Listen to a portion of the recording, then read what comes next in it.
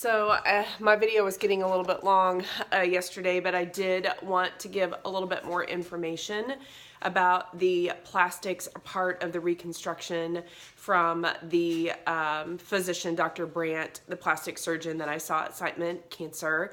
And basically, I was kind of blown away just by the customization of what options that you have to do the reconstruction. So basically the spacers will be put in at the same time of the surgery, which I'd mentioned earlier. So an hour and a half for the breast surgeon and an hour and a half for the plastic. So total surgery time is going to be 3 hours, and having it done all at the same time and coordinating those efforts will save me from 2 individual surgeries. So I'm thrilled about that.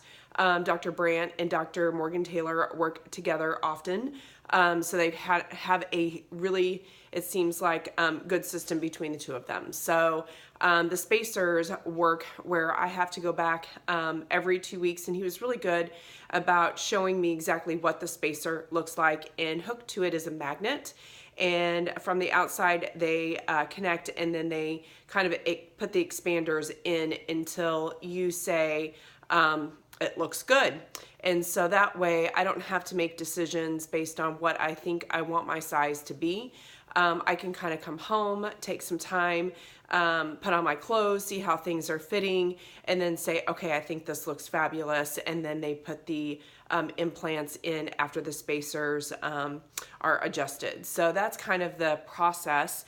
It was fascinating to learn a little bit more about additional skin. So they'll go in right underneath where my crease line is. So there'll actually be little scarring, which is nice. And then since I have the nipple skin sparing, then I'll go just right underneath there. And then that's where they put the spacers.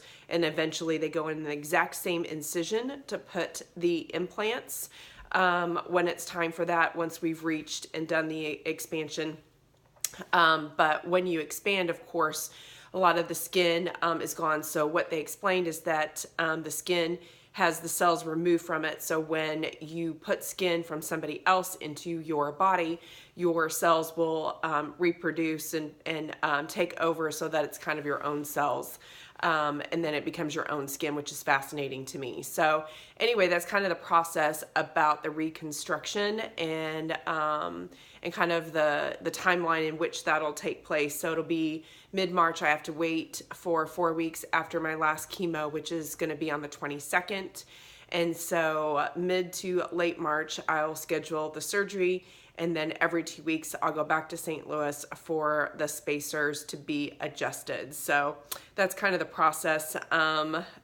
They're talking about anywhere between 4 to 6 weeks recovery time, but really being back to normal after 2 weeks.